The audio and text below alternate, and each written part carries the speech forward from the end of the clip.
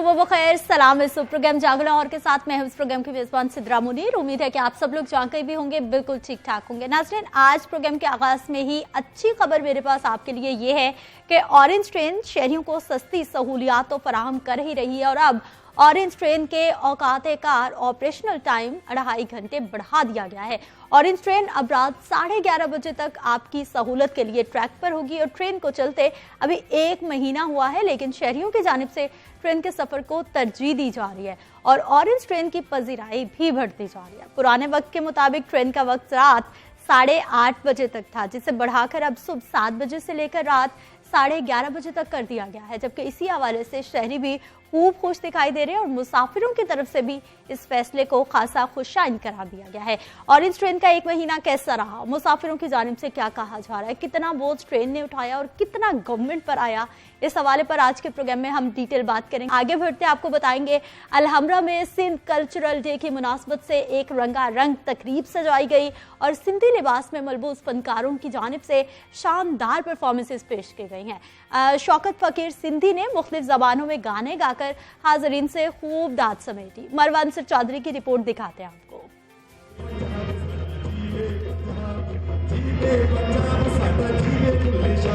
Lahore Alhamra arts council में Sindh cultural day में लगी खूब रौनकें। रिवायती लिबास पहने फनकारों और गुलकारों का था अपना ही अंदाज। गुलकार शौकत फकीर ने सिंधी, पंजाबी, बलोची, सराइकी और दीगर जबानों में परफॉर्म किया तो महफिल में हर कोई महसूस हुआ।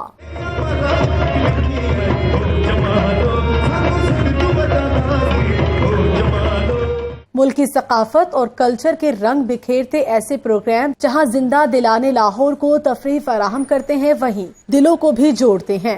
सिंध और पंजाब, हम तो ये समझते कि एक दिल और एक जान है, क्योंकि यहाँ के लोगों में और वहाँ के लोगों में कोई फ़र्क नहीं। मोहब्बत हमें इतनी मिली है यहाँ पर आके, तो ख़ास करके हमने ये प्लानिंग एक की और तो एक माला के अंदर सारे मोती पिरोए जाएं।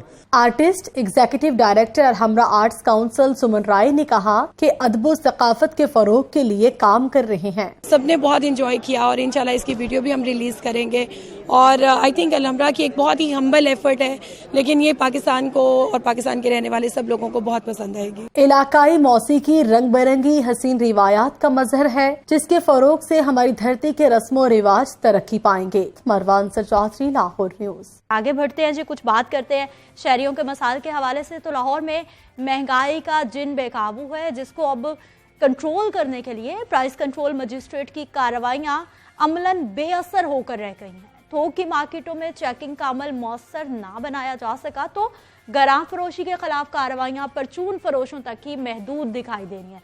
डिटेल्स क्या हैं, मामलात क्या हैं, मसाइल क्या हैं, सोहेल कैसर की रिपोर्ट में देखते हैं।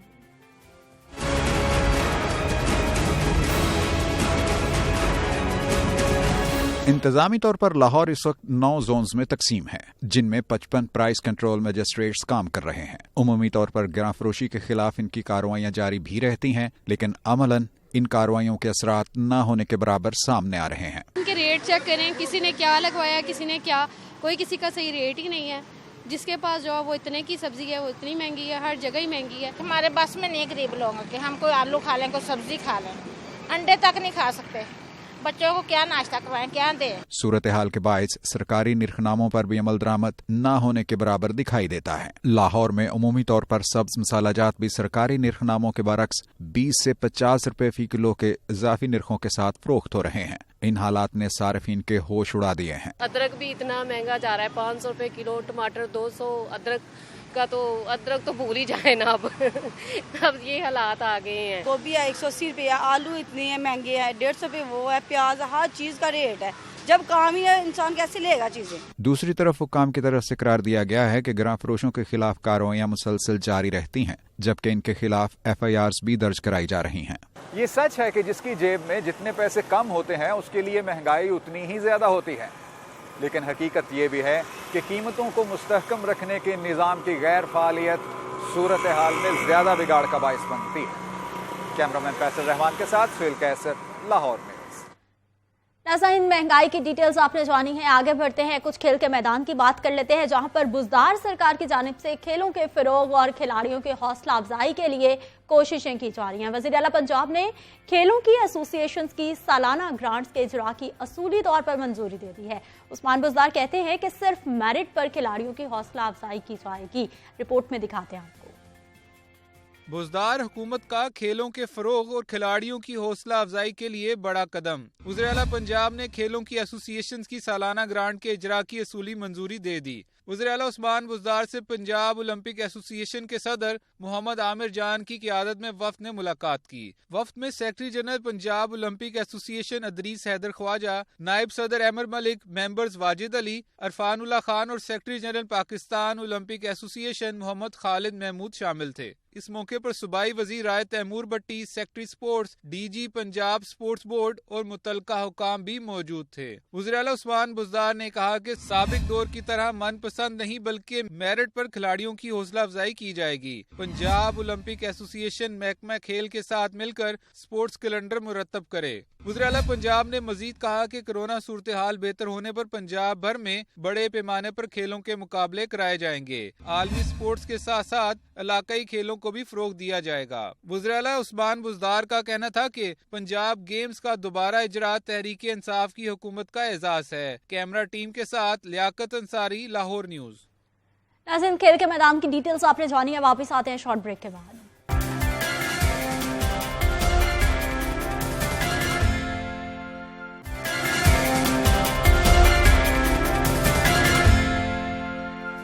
प्रोग्राम में एक बार फिर से आपको खुश आमदीद कहते हैं। नाज़रीन, कोरोना वायरस की दूसरी लहर बहुत तेजी से फैलती जा रही है और जून के बाद एक बार फिर रोजाना की बुनियाद पर सामने आने वाले केसेस की तादाद 3000 से तजावुज कर चुकी है, जबकि अमवात में भी मुसलसल इजाफा देखा जा रहा है। गुज़िश्ता 24 घंटों के दौरान 3100 नए केसेस सामने आए हैं, जबकि मोहलिक वायरस 56 अफराद की कीमती जानें निकल गया है। मोहलिक वायरस पर काबू पाने के लिए हुकूमत तो कोशिशें कर ही रही है, जबकि दूसरी जानिब कोरोना वायरस की दूसरी लहर में तेजी आने के बाद हुकूमत की जानिब से मुल्क भर में तालीमी इदारे बंद करने का फैसला किया गया था, जिसके बाद इस फैसले पर कुछ लोगों की जानिब से तनकीद की जाती रही, कुछ तहफ़्फ़ुज़ात का इज़हार किया गया। लेकिन अब हायर एजुकेशन कमीशन की जानिब से 26 नवंबर से 10 जनवरी तक यूनिवर्सिटीज़ की बंदिश और ऑनलाइन या फिर हाइब्रिड ज़राए के जरिए तालीम जारी रखने के हुकूमती फैसले पर अमल करने वाले इदारों के लिए एक नई रहनुमा पॉलिसी का ऐलान किया गया है, जिसमें हुकूमती हिदायत की रोशनी में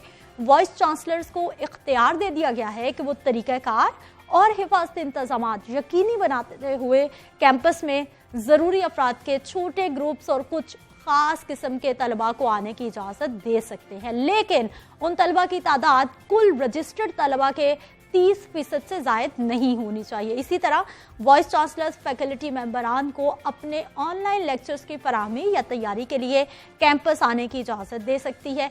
दिसंबर 2020 के लिए जिन इम्तिहानात की मनसूबाबंदी की गई थी उन्हें मुलतवी कर दिया गया। अगर इम्तिहानात का इनेकाद इंतहाई ज़रूरी हो तो फिर सेहत और हिफाजत के तमाम प्रोटोकॉल्स पर सख्ती से अमल करते हुए उनका इनेकाद किया जा सकता है। इस रहनुमा पॉलिसी के साथ साथ हायर एजुकेशन कमीशन की जानिब से पब्लिक सेक्टर की तमाम यूनिवर्सिटीज़ को 1-1 करोड़ रुपए जारी भी किए गए हैं, ताकि ऑनलाइन तालीम के अमल के मयार को बेहतर बनाने के लिए दरकार मौविन इंतजामात को कायम करने में उनकी मदद फराहम की जा सके।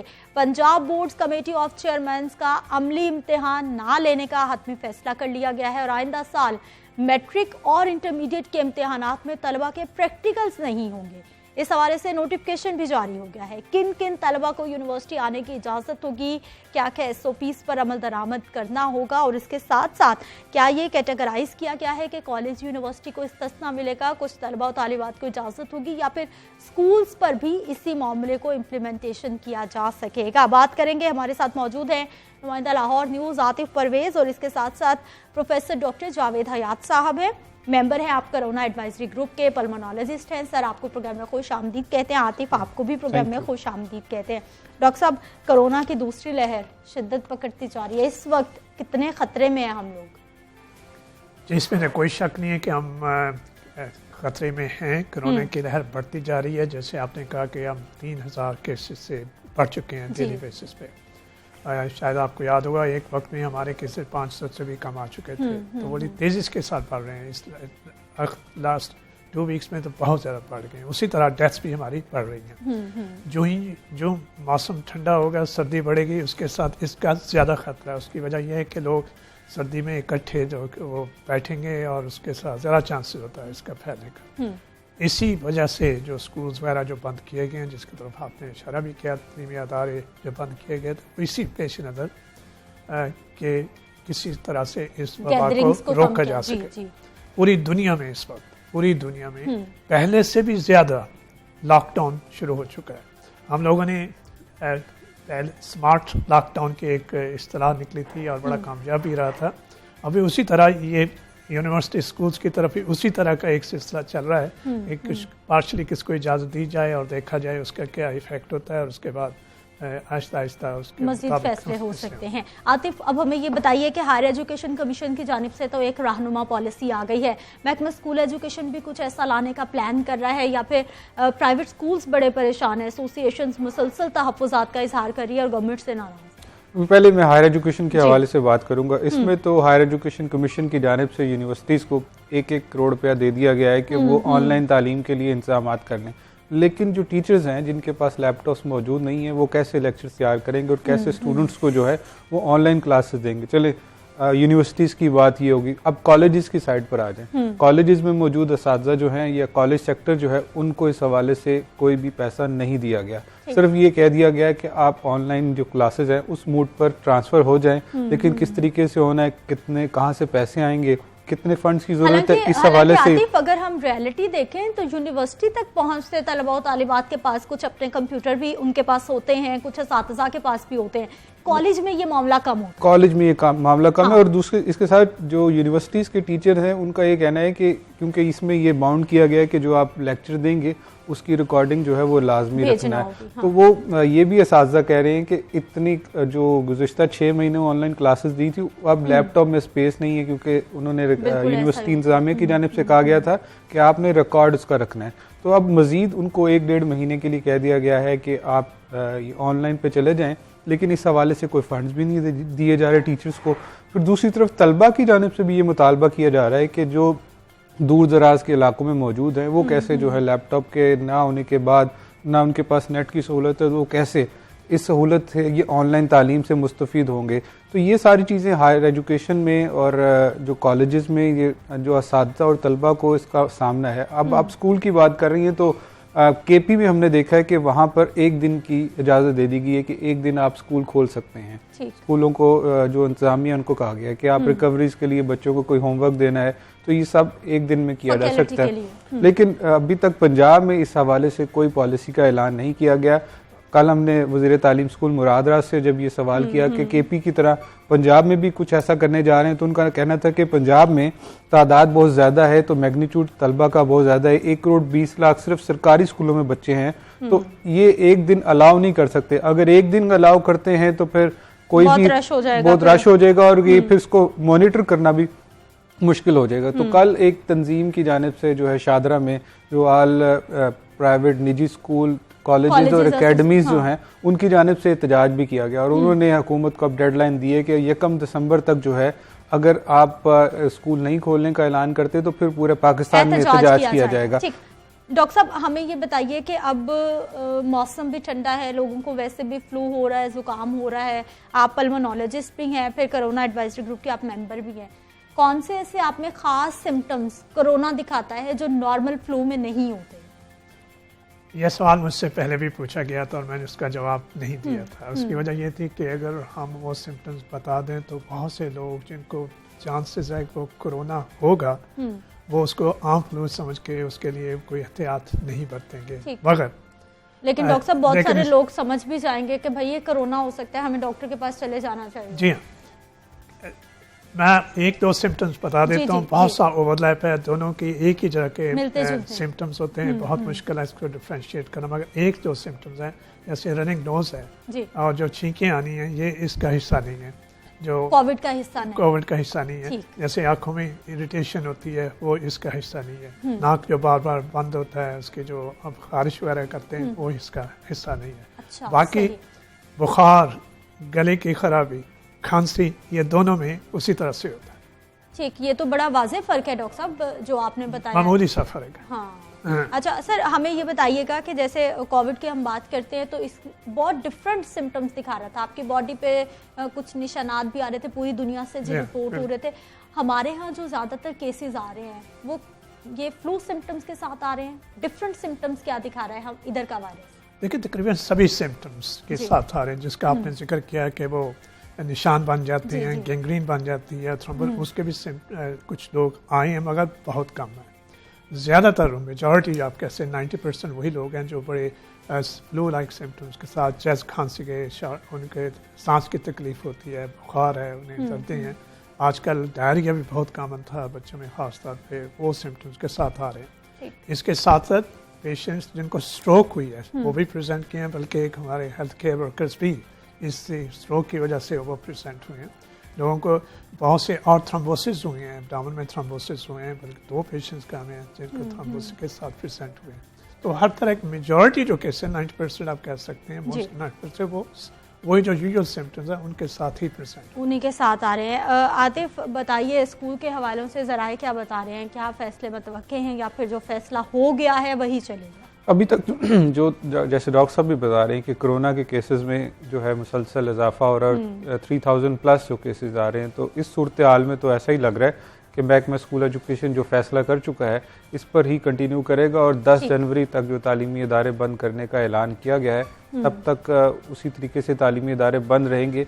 इसके अगर दौरान कोई सूरत हाल बदलती है तो फिर कुछ चेंजिंग आ सकती है। लेकिन छोटे बच्चों को ऑनलाइन तालीम का क्या मामला है, वो भी स्पेशली मैं सरकारी स्कूलों की बात कर रही हूँ। अगर बच्चों की बात की जाए, स्कूलों के बच्चों की, तो वो पहले भी हम इस पे खासा डिस्कशन कर चुके हैं और वज़ीर तालीम स्कूल और महकमा स्कूल एजुकेशन के हुकाम से भी इस हवाले से खासी जो डिस्कशन हुई है कि ये निज़ामी तालीम जो है वो सरकारी स्कूलों के बच्चे और छोटे बच्चों के लिए मुअस्सर नहीं है, क्योंकि जिस तरह के लेक्चर दिए जाते हैं बच्चों को उस तरीके से उसको कॉम्प्रीहेंड करना और समझना और उसके जो असरात हैं वो उस तरीके से नहीं है जो रवायती तरीके तालीम से है। लेकिन महकमा स्कूल एजुकेशन के हुकाम का ये कहना है कि हमारे पास कोई और ऑप्शन मौजूद नहीं है, तो वही तालीम घर है और उसके साथ और जो होमवर्क दिया गया है कि वो आपने सर्दी की छुट्टियों में करना है जिसकी ग्रेडिंग की जाएगी और इस तरह वो रवायती होमवर्क नहीं है।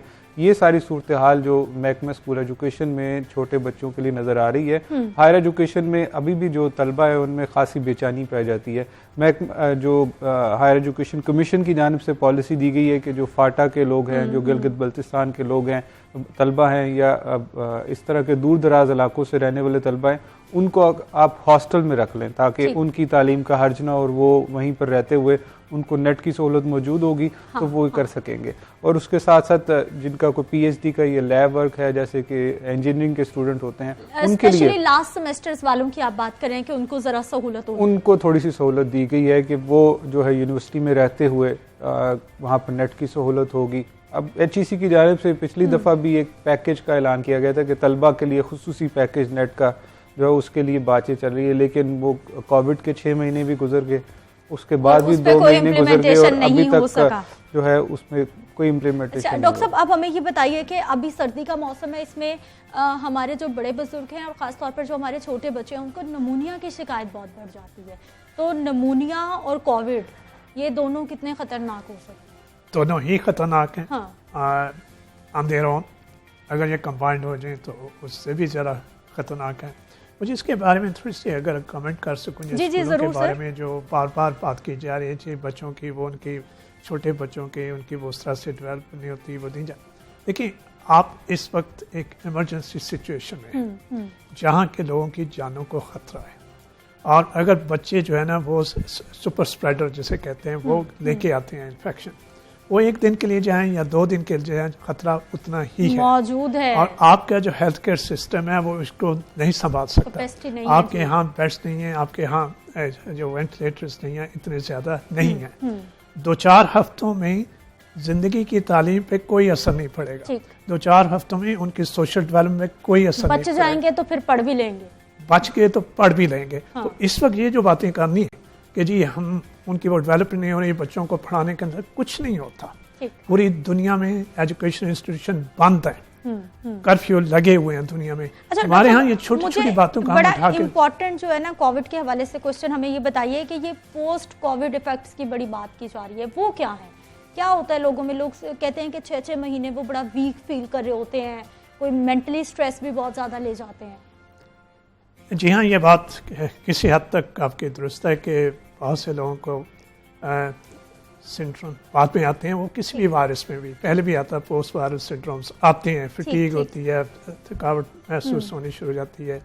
बहुत से लोगों को इसके साइकोलॉजिकल सिम्टम्स भी आए। कोविड ब्रेन को भी इफेक्ट करता है, कोविड की वजह से डिप्रेशन भी होता है, साइकेट्रिक सिम्टम, मेंटल इलनेस जो है ना वो कोविड का हिस्सा भी है।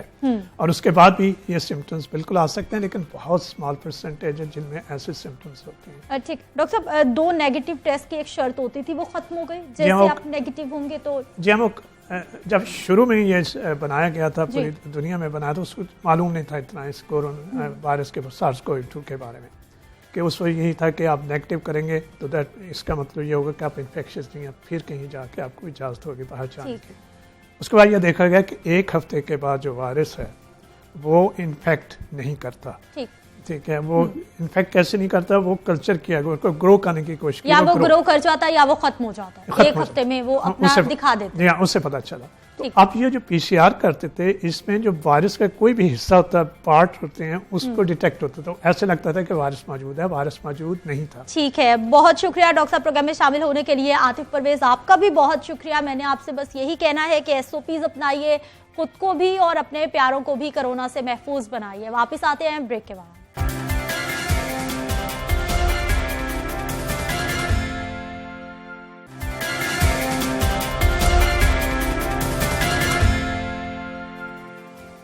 प्रोग्राम में एक बार फिर से आपको खुशामदीद कहते हैं। नाज़रीन, कुछ बात करेंगे लाहौर शहर के सबसे बड़े मंसूबे मेट्रो ऑरेंज ट्रेन के हवाले से, जिसे अपने रूट पर चले 1 महीना मुकम्मल हो गया है।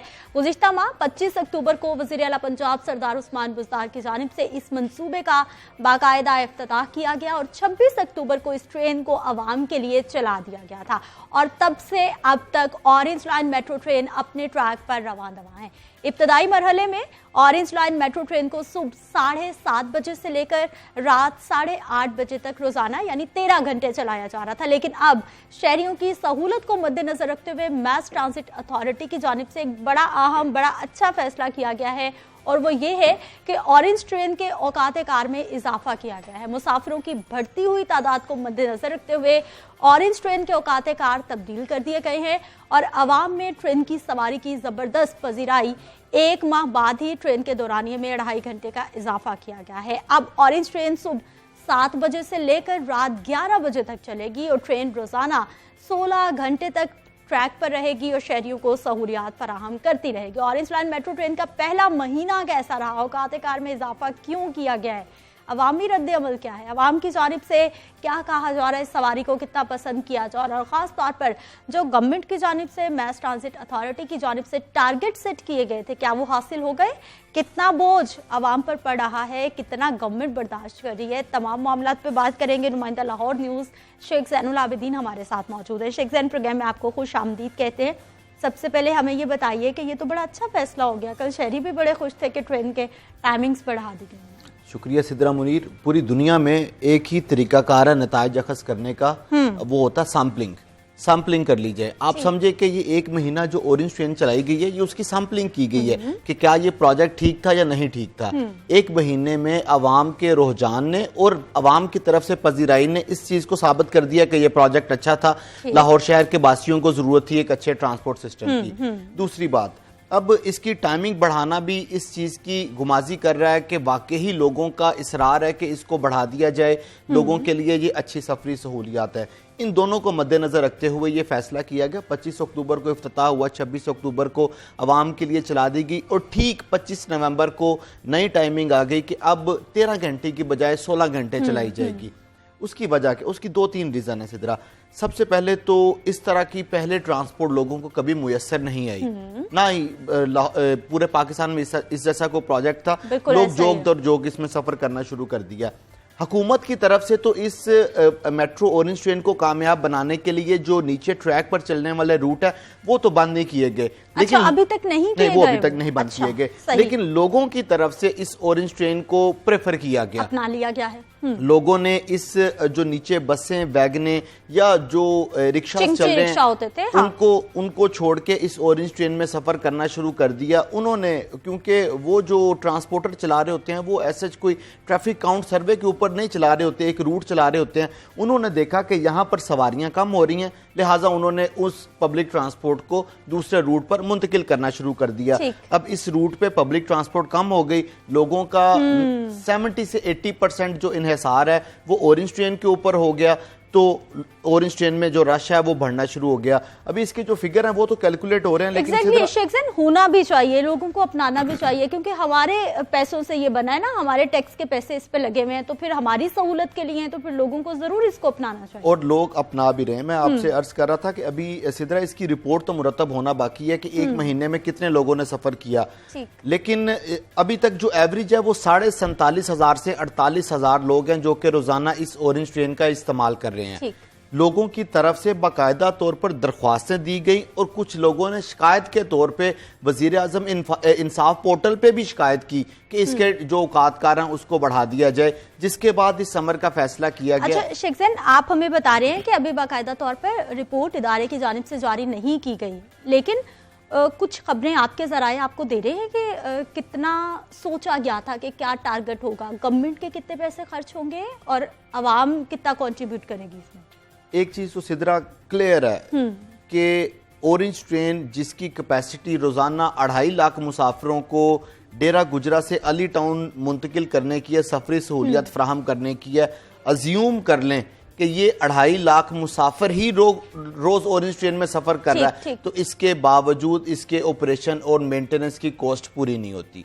ये चीज को ये अथॉरिटी को भी पता है, ये पंजाब हुकूमत को भी पता है और लोगों को भी इस चीज का आइडिया है कि इसकी कॉस्ट पूरी नहीं हो सकती। ये पैक होके ऑरेंज ट्रेन जाए फिर भी इसकी कॉस्ट पूरी नहीं होती। इसकी कॉस्ट पूरी करने के लिए दीगर जराए हैं, वो हम नंबर ऑफ टाइम उस पर डिस्कस कर चुके हैं, लेकिन उसकी तरफ किसी के इदारों की तवज्जो नहीं, हाँ उसके ऊपर किसी की तवज्जो नहीं। फिलहाल तकरीबन कोई 47, 48, 50 इसके राउंड अबाउट जो लोग हैं वो इसमें सफर कर रहे हैं। लेकिन अभी भी जिस तरह मेट्रो बस शुरू में देखा गया कि मेट्रो बस कचाकच भरी होती थी और आज 2013 से 2020 हो गया, उसको 7.5 साल हो गए हैं चलते हुए, आज भी आपको मेट्रो बस में जो रश है वो कम नजर नहीं आता। अभी तक वो रश मेट्रो ऑरेंज ट्रेन में नजर नहीं आ रहा। अच्छा। हाँ, ऑरेंज ट्रेन एक ये खुली है, इसमें जो स्टैंडिंग कैपेसिटी है वो ज्यादा है, इसलिए भी, और दूसरा अभी लोगों का उतना रुझान नहीं है जितना मास ट्रांजिट अथॉरिटी एक्सपेक्ट कर रही थी। इस हवाले से जो मेरी इनके हाई ऑफिशियल से बात हुई ट्रांजिट अथॉरिटी के इंतजामिया से, उनका यही ख्याल था कि ये हम 25 से 30 हजार जो लोग हैं उसको एंटरटेन करेंगे पर डे। अच्छा। और मैं आपको एक और बड़ी मजे की चीज बताता हूं, और गवर्नमेंट ने इस कदर सोच लिया था कि अगर 25 से 30 हजार लोग रोजाना सफर करेंगे तो हम इसको बंद कर देंगे। इस कदर सोच लिया था कि क्योंकि ये ज्यादा लोगों को एंटरटेन नहीं कर पाएगी। ये तो शहर लाहौर के बासियों की मेहरबानी। तो आप खतरे की घंटी भी बजा रहे हैं कि यानी ये ऑप्शन मौजूद है कि अगर ज्यादा बोझ गवर्नमेंट ना बर्दाश्त कर सकी तो फिर अल्लाह ना करे, वैसे मैं तो नहीं चाहती कि ऐसा कुछ हो कि अब प्रोजेक्ट बन गया, अब इसे चलना चाहिए। अब हमें शेख ज़ैन ये बताइए कि ट्रेन का जो आने जाने का टाइम है वो उसी तरह से ही है कि कितने टाइम के बाद वो आती है, चाहे मुसाफिर हो या ना हो, ट्रेन ने अपने शेड्यूल के मुताबिक चलना है? बिल्कुल बजा फरमा रही हैं आप, ट्रेन ने अपने शेड्यूल के मुताबिक आना है, मुसाफिर कोई स्टेशन पे है या नहीं है। पहले 13 घंटे थी, अब ये 16 घंटे है। पहले थी सुबह 7:30 से रात 8:30 बजे तक, अब है ये सुबह 7 से रात 11 बजे तक। हाँ। अब इसमें दो चीजों को कैटेगराइज किया गया, एक है पीक आवर्स, एक है off peak hours. Peak hours वो हैं जब लोगों ने दफातर में, स्कूल में, कॉलेजेस में जाना। अभी तो खैर कोविड की वजह से नहीं जा रहे, स्कूल्स, कॉलेजेस, यूनिवर्सिटीज बंद हो गए हैं। ये ऑरेंज ट्रेन को तो मेरा ख्याल है कहीं ना कहीं तो नुकसान पहुंचाएंगे। बिल्कुल अल्टीमेटली ये मेट्रो बस और ऑरेंज ट्रेन से ज्यादा जो मुस्तफीद होते हैं वो तो तलबा और तालिबात ही होते हैं, लेकिन इसके बावजूद दफातर तो अभी भी चल रहे हैं ना, लोग फिर भी ट्रेवल करते हैं। तो इसमें पीक आवर्स और ऑफ पीक आवर्स को जो डिवाइड है वो किया गया है। पीक आवर्स में ये हर 5 मिनट बाद है, हर 5 मिनट बाद है, कुछ भी हो जाए ट्रैक के ऊपर, ये 5 मिनट बाद आनी ही आनी है ट्रेन, और ऑफ पीक आवर्स में हर 10 मिनट बाद है। बड़ा अच्छा टाइम है, आपको ज्यादा स्टेशन पे बैठ के आपको इंतजार नहीं करना पड़ता। बिल्कुल ऐसे ही है। लेकिन अब आपने कह दिया कि स्टेशन पे बैठकर इंतजार नहीं करना पड़ता। मेट्रो के किसी स्टेशन पे कोई बैठने के लिए जगह नहीं है। 10 मिनट आप खड़े होकर भी इंतजार कर सकते हैं ना? खड़े होकर इंतजार करना, बल्कि लोगों की तरफ से वहां पे जो कंप्लेंट बॉक्सेस हैं उनमें ये लिखा भी गया कि बूढ़े लोग भी होते हैं, कुछ बैठने का इंतजाम कर दिया जाए। लेकिन ना तो इस ऑरेंज ट्रेन के प्लेटफॉर्म पे और ना ही इसका जो स्टेशन है, इन दोनों पे। शेख ज़ैन, हमें ये बताइए कि हमारी जो आवाम है उन्होंने बड़ी गैर संजीदगी का मुजाहरा भी किया था और चीनी हुकाम परेशान होकर रह गए थे, सिक्योरिटी का क्या बना? सिक्योरिटी अब ऐसे है कि जितने भी इस ट्रेन के दरवाजे हैं ना, ये एक जो ट्रेन है ये 5 बोगियों पे मुश्तमिल होती है, और किसी भी प्लेटफॉर्म के ऊपर ना 5 ही ऑटोमेटेड जो डोर्स हैं वो बनाए गए। हाँ, अब होता ऐसे है कि उन 5 दरवाजों के ऊपर जो वहां पे ऑपरेशन और मेंटेनेंस की जिम्मेदार निजी कंपनी है, उनका जो अमला है उसको डिप्यूट कर दिया जाता है। फिर उसके बाद जो ट्रेन के ड्राइविंग के डिब्बे में 3 शख्स हर वक्त बैठे रहते हैं, उनको भी साथ में ये इंस्ट्रक्शन जारी की गई है कि एक शख्स जो ट्रेन का विजिट है वो करता रहे, ताकि इस तरह के जो वाकयात हैं वो रूनुमा ना हो। यही वजह है कि ऑरेंज ट्रेन के चलने के बाद 5 से 6 वीडियो सामने आई। अभी ये जो मामला है ये खासी हद तक थमता हुआ नजर आ रहा है। एक तो ठीक है, बहुत शुक्रिया शेख ज़ैनुल आबिदीन, आप हमारे साथ मौजूद रहे, डिटेल्स आप बता रहे थे, अच्छी खबर हमारे साथ शेयर कर रहे थे। सिक्योरिटी के मामला भी खास से अब बेहतर हो गए। ना सिर्फ मैं ब्रेक पे जाऊंगी, लेकिन जब हम वापस आएंगे तो बात करेंगे कुछ आपके मसाइल के हवाले से। और आजकल सबसे बड़ा मसला महंगाई तो है ही जो साथ साथ चल रहा है, लेकिन गैस का ना आना एक बहुत बड़ा मसला बन चुका है। बात करते हैं ब्रेक के बाद।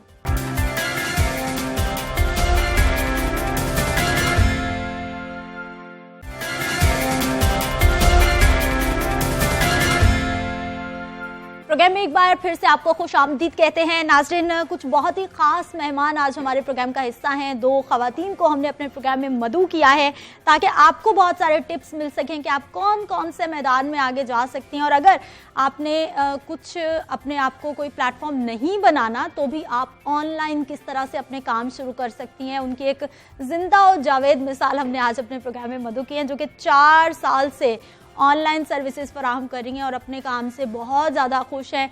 और उन्हीं से जानेंगे कैसे आगाज़ हुआ और किस तरह से इस काम को आगे लेकर चल रही हैं। जबकि दूसरी जानिब एक बहुत ही कमाल की आर्टिस्ट हमारे साथ मौजूद हैं, और जो कि ना सिर्फ पेंटिंग करती हैं बल्कि शौकिया तौर पर गाना भी गाती हैं, मेकअप आर्टिस्ट भी हैं, और इसके साथ साथ पेंटिंग का खासा उनका ये है कि वो वुमेन एम्पावरमेंट के मौज़ूआत को अपने कैनवस पर पैगाम के जरिए जो है वो लोगों तक पहुंचाती हैं। मैं आपकी मुलाकात करवाऊंगी। हमारे साथ मौजूद हैं जी शमीला इस्माइल हैं, ब्यूटी एक्सपर्ट हैं, एंटरप्रेन्योर हैं, आपको प्रोग्राम में खुश आमदीद कहते हैं। हमारे साथ तशरीफ फरमाएं जी माहम गुल, जो कि एक पेंटर भी हैं, मेकअप आर्टिस्ट भी हैं और सर्टिफाइड ब्यूटी एक्सपर्ट हैं, आपको भी प्रोग्राम में खुश आमदीद कहते हैं। शमीला, आगाज आपने अभी मुझे बताया कि 2016 से चल रही है ये ऑनलाइन सर्विसेज। जी बिल्कुल। अच्छा, कैसे हुआ ये आगाज, आइडिया क्या था और कैसा रहा फीडबैक? और सो ये शुरू इस तरह हुआ कि बचपन से मैंने देखा कि मेरी नानी हमेशा गरीब खवातीन की ना बहुत मदद करती थी। अच्छा। और मैंने कहा कि इसी चीज़ को हम आगे लेके क्यों ना चलें। हम उनको, पाकिस्तान के अंदर चैरिटी बहुत ज़्यादा होती है, तो हम उनको चैरिटी देने की बजाय, हाथों में पैसे उनको भिखारी बनाने के बजाय, हम उनको एक हुनर क्यों ना दें, और हुनर के जरिए वो अपने पैरों पे खड़ी हो सकें और खुद मुख्तार बन सकें। ठीक। तो वहाँ से हमने ये शुरू किया। हम अब गरीब खवातीन को हुनर देते हैं और वो हुनर लेके हम फिर उनको ऑनलाइन कनेक्ट करते हैं क्लाइंट्स के साथ। ठीक। और वो फिर लोगों के घरों पे जाके घर पर पे सर्विस देती हैं, और इसके जरिए वो महीने का 40 से 50 हज़ार रुपये कमा लेती हैं, उनकी जिंदगियां बदल गई। क्या बात है। और फिर ऑनलाइन सर्विसेज कोविड में तो बहुत ही ज़्यादा लोगों ने अपनाना शुरू कर दिया। हमें ये बताइए माहम कि आप सर्टिफाइड मेकअप आर्टिस्ट भी हैं, आप पेंटिंग भी करती हैं, शौकिया आप गाना भी गाती हैं, और क्या क्या करती हैं? कुकिंग का भी शौक है। अच्छा, तो ये सारी फनून लतीफ़ा की शाखें हैं जो भी इससे जुड़ी हुई चीज़ें हैं जो कि क्रिएटिविटी में आती हैं, जैसे डिज़ाइनिंग भी हो गई है, मगर मेन पेंटिंग एंड मेकअप। तो अब आगाज़ कब हुआ, कितने साल हो गए काम से जुड़े हुए?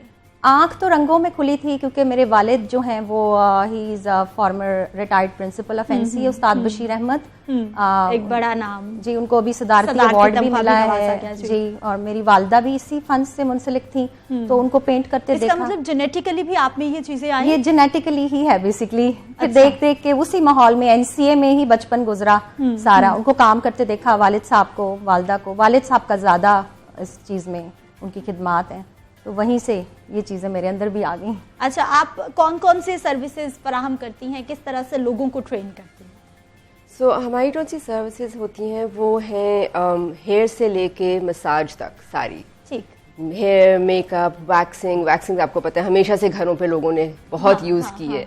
और अगर आप पहले चले जाएं, पहले ज़माने में जब हमारे माँ बाप की शादियाँ हो रही थी तब तो ये सारी सर्विसेज होती ही घर पर पे थी। बिल्कुल ऐसा ही था। तो हम लोगों ने उस सारी चीज को वापस से इंट्रोड्यूस कर दिया, रिवाइव कर दिया है। मगर इसके साथ टेक्नोलॉजी को हम लोगों ने इनबिल्ट कर दिया कि जी पहले हम कॉल करके ढूंढ रहे होते थे, अब आपके पास बिल्कुल अब एक ऐप है, ऐप के थ्रू बिल्कुल उबर की तरह ऐप के थ्रू लोग जाते हैं, सिलेक्ट करते हैं उनको सर्विस क्या चाहिए है, किस वक्त चाहिए है, और उस वक्त ब्यूटिशियन पहुंच जाती है। ऑनलाइन बिजनेसेस कितने अच्छे हैं, चाहे वो किसी भी फील्ड में जाए। Oh, online is like it's exploding right now, क्योंकि अब कोविड की वजह से आपको मालूम है बाहर निकलना बहुत मुश्किल हो गया है। ठीक। तो सारी खवातीन घर पे बैठ के कुछ ना कुछ, हर किसी के अंदर हुनर होता है। बिल्कुल होता है। तो वो उस हुनर को ऑनलाइन अपने क्लाइंट्स ढूंढ सकती हैं और उनके साथ कनेक्ट करके अपनी बिजनेसेस को स्टार्ट कर सकती हैं और आहिस्ता आहिस्ता वहां से बढ़ सकती हैं। ठीक, हमें माहम ये बताइए कि ब्यूटी क्या है, मेकअप क्या है?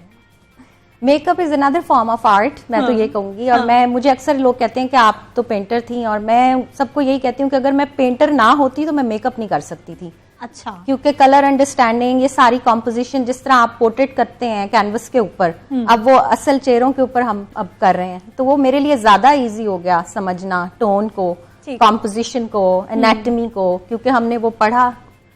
तो दैट वाज इजी। अच्छा, मुझे ये बताइए कि हमारी बहुत सारी खवातीन अभी तक उसी मामले में हैं कि चाहे वो थोड़ी सी टैन है, थोड़ी सांवली है, लेकिन हमें वाइट बेस लगानी है, हमें वाइट नजर आना है। अच्छा, जो इस ट्रेंड को कैसे बदलें? एक सवाल जो सबसे ज्यादा यहाँ पे, जो दो चीजें मैं जब पाकिस्तान आई तो मैंने जो चीजें देखी कि वो कुछ लोग कहते हैं जी ये फाउंडेशन ऑक्सीडाइज कर रही है, ये अच्छी नहीं है, ये ब्रांड अच्छा नहीं है। ब्रांड कुछ फर्क नहीं पड़ता। आप अपनी टोन, अपना जो कलर है वो गलत चूज कर रहे हैं। आप मेरे साथ इत्तेफाक करेंगे इस बात पे कि अगर आप अपने कलर से 2 टोन लाइटर जा रहे हैं तो वो तो ऑक्सीडाइज करेगा, तो उसमें you can not complain the brand. अच्छा, ये ब्रांड का कसूर नहीं है, ये आपका अपना कसूर है कि आपने गोरे होने के चक्कर में गलत फाउंडेशन अप्लाई किया है। और हमारा जो कलर है, हमारे मुल्क में जो ब्यूटी है, मैंने वहाँ कनाडा में देखा कि वो तो टैनिंग सैलून्स में जाती हैं, तो हमारा इतना खूबसूरत रंग है, अगर हम उसी टोन में रह के अपने फीचर्स को एनहांस करके अपने चेहरे के फोकल पॉइंट्स को सिर्फ स्टडी कर लें, तो इससे अच्छी खूबसूरत चीज नहीं है। हम हमें ये बताइए, कुछ पेंटिंग्स भी आपके पास हैं, सबसे पहले तो ये बताइए कि ये पेंटिंग आपकी अपनी सोच की अक्कासी करती है, किस तरह से पेंटिंग्स के जरिए, कैनवस के जरिए आप मैसेजेस देती हैं लोगों को?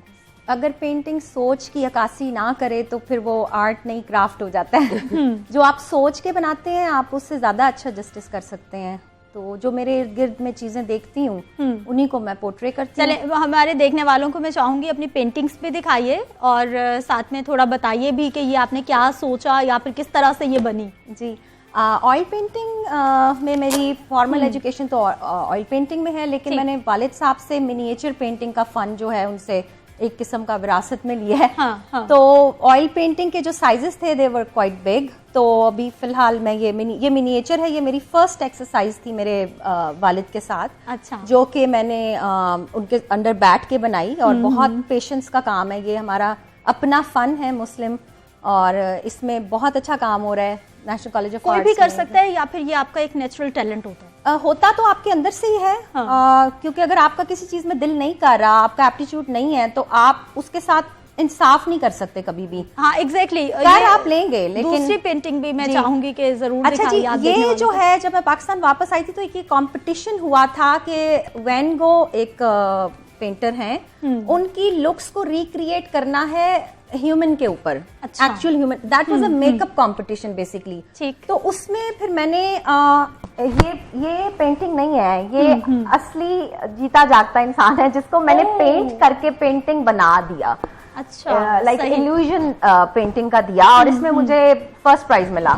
Very good. अच्छा, हमें शमीला ये बताइए कि आजकल सर्दी का मौसम है, लिक्विड फाउंडेशंस बेस्ट है, पेंट स्टिक्स बेस्ट है, क्या ऑप्शन बेस्ट है खातिन के लिए?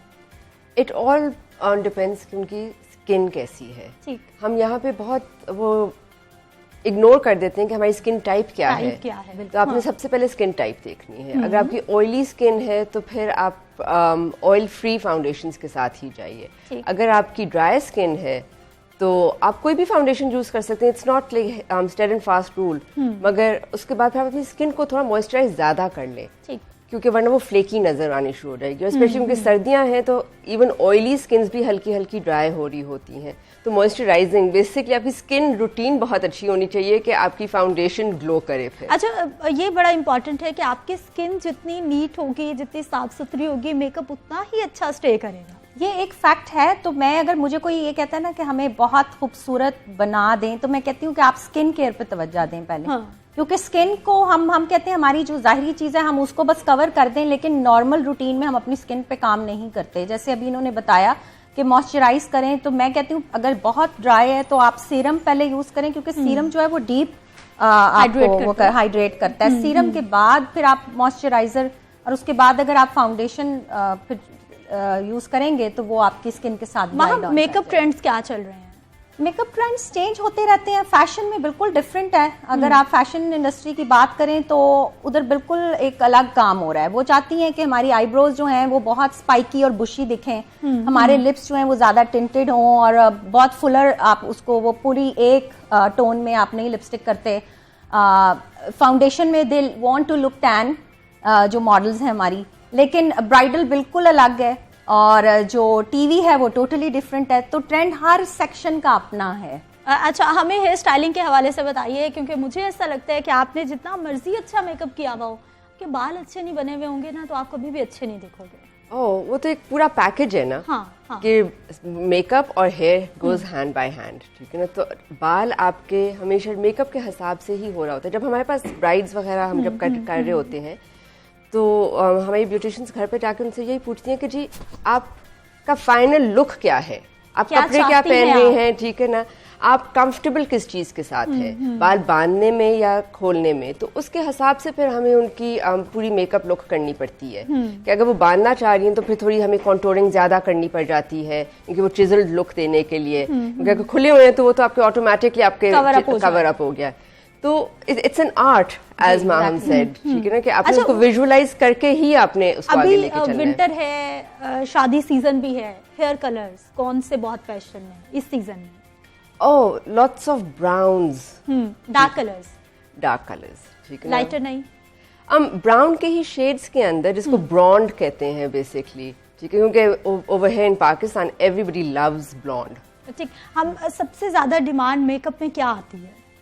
डिमांड मेकअप में ज्यादा ऐसा पार्टी मेकअप का ज्यादा होता है। और बाकी क्योंकि मैं अब फैशन के साथ भी जुड़ गई हूँ ज्यादा, मेरा स्टार्ट पाकिस्तान में फैशन से ही हुआ है। तो ये जो शूट्स हो रहे हैं लॉन के और ये जो ब्रांड्स के शूट हो रहे हैं ये तो चल ही रहे हैं, लेकिन Covid has disturbed everything also.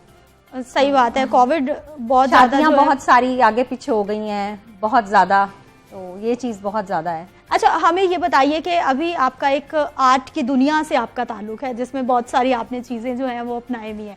अभी आने वाले वक्त में मजीद आप कुछ और भी अपनाना चाहेंगी? काम हो रही हैं कि मैंने अभी कुछ और काम भी करना है?